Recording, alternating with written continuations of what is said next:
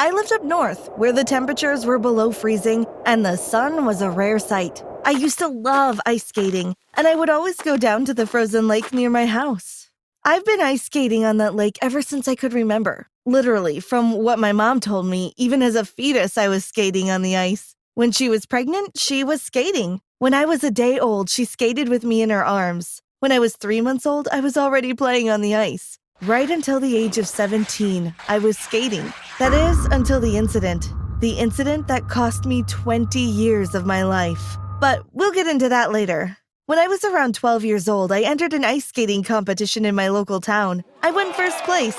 Admittedly, there were only 5 other contestants, and some of them could barely stand on the ice, but still, I had won. From that point on, I skated competitively. My mom loved that I was ice skating. She used to ice skate a lot as a kid, but she had an accident that prevented her from competing competitively. She used to come watch me ice skate on the frozen lake, a smile always on her face. My dad wasn't as supportive. He wasn't really into ice skating. He thought of it as a mere hobby, not a sport. Instead, he had a huge devotion to football. Even though there were hardly any games around our location, he followed football teams avidly. He almost worshipped them. So did my brother, Will. He and my dad would sit in front of the TV, yelling as some ball was tossed and some guy was tackled. Personally, I didn't really see the fun in it. Maybe that's why me and my dad were never really that close. You see, Will was always his favorite. I think sometimes my dad even forgot he had a daughter. My brother reveled in it too. He never wasted a second from telling me about the things he did with dad. What fun they had on the trip together. But fine, whatever. Who cared if dad didn't love me? I had my mom who loved me. That was how it was in our family. My mom loved me, my dad loved Will. And Will and I were always competing, always fighting. I remember one time we were at a festival. We were very young, barely in our teens yet, and my dad had come back with 2 ice creams. Except one had chocolate and the other had strawberry. My dad handed me the strawberry and Will the chocolate. Of course he did. Didn't my dad know strawberry was the one flavor I absolutely hated? But no, of course he didn't. I told my brother to give me his chocolate, since he was fine with both flavors. But he wouldn't give it. So I started screaming and I tried to get it from him. Then we both started fighting each other. And alas, both ice creams fell to the ground. My dad got so mad at me. What about Will? But Will got away freely whilst I had to suffer a scolding from my dad. That was how it was with us. Except you would think that with my mom, I would get the special treatment. But my mom was all about fairness, so she would treat both of us fairly. I suppose I loved her even more for that. But still, Will got double the love. There was one time when I absolutely had it with Will. We were playing at a nearby park, playing on the swings, and Will was telling me all about the trip he had with Dad when they went fishing. I was so annoyed. Why did he have to rub it in? Would you just shut up? I snapped at him. Will was taken aback, but then he replied, "Stop being so jealous." "Stop showing off," I yelled. "You stop being so dumb. You're an idiot." "No, you are. You are. Dad doesn't love you," he finally shouted. I stopped. That was too far. Too far. I promptly stood up and ran off. I wouldn't waste my time with Will. I finally got home, but I didn't want to see neither my dad nor my mom right now. Instead, I slipped into the shed, grabbing my ice skating shoes, and stormed off to the frozen lake. It was especially cold today, and I only had a small coat on, but the anger inside me was enough to heat my body. I forced my shoes on, stepping onto the ice, and immediately I felt more relaxed. I always felt calmer here, at peace, like I could sort through my thoughts better. I slowly skated across the ice. At least that was one thing I had over my brother. I could skate so gracefully, whereas he could hardly walk across the ice. And he didn't even play football. Where could he, at a place where everything was frozen? I think he only pretended to like football to be closer to our dad. I did a small twirl and smiled as I stuck the landing. I felt better already.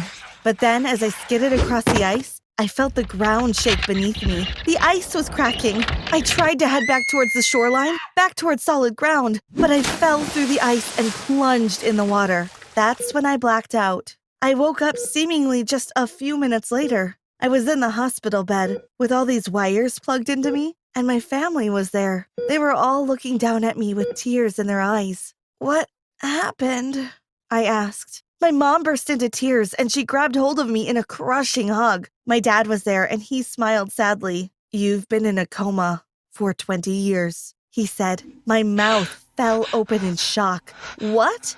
"It's true," said another man, a stranger stepping forward. I wondered who he was, but then I looked at his face and I cried out. It was Will, except he seemed so much older. He was an adult. Now that I looked closer at my parents, I noticed their faces had many more wrinkles and gray hairs sprouted across their head. Was it really true? Had I been in a coma for 20 years? I was shocked, to say the least. I couldn't even process the thought. 20 years of my life? Gone. I slowly raised myself from the bed, still dazed. There was a mirror in the corner of the room, so I stepped towards it, and I gasped. I still looked like a 17-year-old. I had expected to look much older like Will did, but I looked the same. What was going on? Why haven't I aged? I asked in awe. The doctor cleared his throat. When you fell in the lake, you had been frozen solid by ice-cold water. Your growth system, your organs, they had all frozen, as if in a timeless state. In other words, you have stayed as a 17-year-old for 20 years. I stumbled back, and my mother caught me as I nearly fainted. I couldn't believe it. 20 years? I had lost 20 years that I could have spent with my family. I started crying, and then everyone started crying. We all held each other in a hug. Even my dad was holding on to me. My life had been ruined. My family took me home the next day. The doctor said I may be weak as I hadn't used my limbs for 20 years. I would need a lot of physio and mental therapy to get back to where I was 20 years ago. I immediately wanted to start skating again, but my mom told me I couldn't skate again for a while. That was the worst part. Skating was my way of escape. If I couldn't skate, then what was the point? The weirdest part was meeting my brother's children. He had kids already, but the thing was, they weren't that much younger than me. I felt more like an older sister than an aunt, and my brother felt more like an uncle. My parents felt more like grandparents. Everything had been thrown off track, and I really struggled those first few weeks after waking up from my coma. All of my friends from school were grown up as well. They were off getting jobs, caring for their own families, and me? I had just woken up from a 20-year coma. My entire life was not what it once was. I started going to school again, but I didn't know anybody. It was like I was the new kid again, which sucked. And then my parents passed away. They were already in their 70s, and I guess the stress of having a child in a 20-year coma had had its toll on their health. They passed away in the same week, leaving my brother and I alone. I lived with my brother and his family. They were all so nice to me, but I was mostly sad each day. I was lost. I didn't know what to do with my life. Will looked after me. I probably wouldn't have survived if it weren't for him. It seemed only yesterday to me that we had been fighting on that swing set. I wished I had never stormed off to the lake. Maybe if I hadn't, I would never have gotten into this coma. Everything would be back to normal. But I went, and I put myself into this situation. There was no one to blame but me. My brother had apologized to me a lot. He told me for all those years he had blamed himself. He had said such mean things to me, and that's why I had gone to the lake. But I told him I didn't blame him. My brother and I were really close from this horrific ordeal. I guess that was one positive from this horrific experience. And my physiotherapy was going well. Finally, 3 years after I first woke up from my coma, the doctors told me I could ice skate again. I was happier than I could have even dreamed. I went down to the frozen lake. I had insisted I could handle it, but Will told me he was going with me. He wouldn't risk another incident like what had happened last time. I didn't blame him. We went down to the frozen lake, and I was struck by sudden déjà vu. I started to panic a little. I was so scared I would fall through the ice again and get into another 20-year coma. Would my brother still be alive? Would anyone I know still be alive? But my brother grabbed my hand and guided me on the ice. He told me he had practiced skating ever since I had gone into my coma. Now, he was much better than me, but I wasn't jealous like I would have been 20 years ago. I was proud of him. We skated around the lake, my limbs still wobbly and weak. It seemed everything was fine.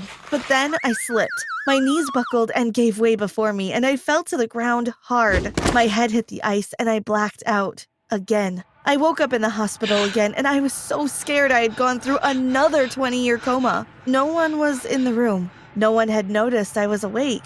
I panicked. How long was I out? Was it more than 20 years? I called out, yelling for someone to come. Then my brother burst into the room. I looked at him carefully, desperate to see if he had any more gray hairs, if his face had any more wrinkles. But he looked exactly the same as I last remembered him. "It's okay," he said, seeing my panic. "You just hit your head." "How long was I out?" I asked. Will chuckled. "A few hours. Don't worry, you're fine." I was so relieved. I started laughing too. And then we were both laughing. I had gone through a 20-year coma. I had stayed the same age for 20 years. But because of it, my brother and I were closer than ever. So I guess I should be grateful for that at least.